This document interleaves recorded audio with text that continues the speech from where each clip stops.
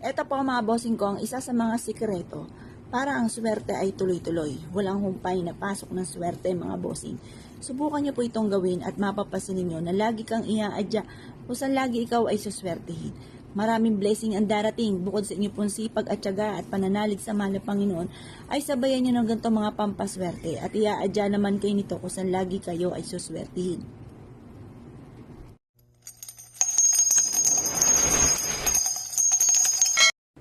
Para laging malaki ang inyo pong benta at lagi po kayo suswertehin, mas mainam mga bossing ko na gawin nyo po ito mga bossing ko bago umalis ng inyo pong tahanan.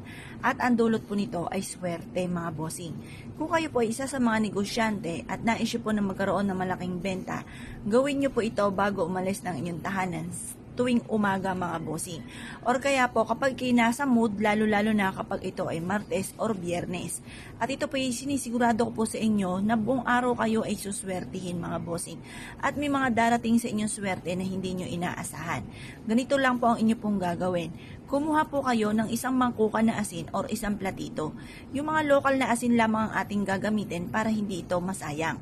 Para po konting halaga lamang po ang inyo pong magagastos mga bossing.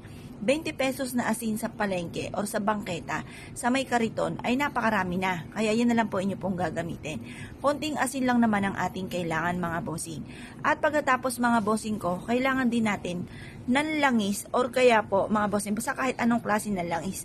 Kung mapapasin ninyo, konting-konti na lang tong langis ko at ito po isa sa mga sikreto ko na ginagawa bago umalis ang tahanan mga bossing. Ang gagawin nyo lamang po mga bossing ko ay mainam na ihaplos nyo po muna mga bossing ko ang asin sa inyo pong mga palad. Yan.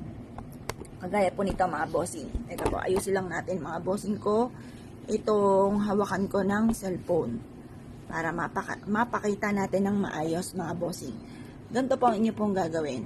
Ihaplos nyo lamang po ito mga bossing ko sa inyo pong palad. Alisin po muna natin ang mga negatibong enerhiya sa inyo pong palad na nagdudulot ng kamalasan sa araw-araw na ginagawa po ninyo ay parang lagi na lamang pong pansin po ninyo ay mailap ang swerte. Kaya palapitin po natin ang swerte.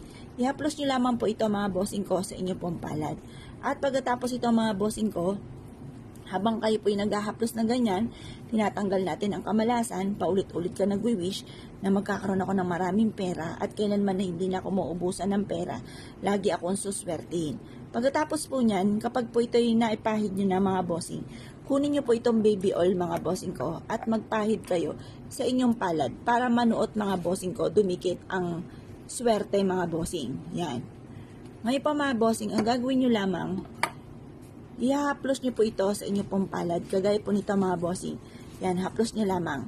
Simula na ito ng tagumpay ko at kailanman na hindi na ako mamumblema tungkol sa usapin ng pera. Ugaliin nyo po ito na gawin mga bossing ko at mapapansin nyo po mga bossing ko na instead na nagiging mailap sa inyong swerte ay mas higit kayo nalalapitan ng swerte at mapapansin niyo po na mas magiging magaan ang daloy ng pera. Bagamat nabibili nyo lahat ang mga pangangailangan at tunay namang nababawasan ng ating pera, ay may mga dumarating na hindi nyo inaasahan na solusyon kagad sa mga problema. Kaya mas mainam po mga bossing ko ay meron kayong mga ganitong mga pamamaraan upang sa ganon ay maiwasan nyo kung ano man ang mga matagal nyo nang pinoproblema mga bossing lalo na tungkol sa usapin ng pera. Ngayon pa mga bossing ko kayo po naniniwala, bago kayo umalis ng inyong tahanan, ay mainam na subukan nyo po muna itong gawin. Kaya kung kayo po naniniwala at naisip po itong gawin, ay siya mga bossing, good luck po sa inyo po lahat.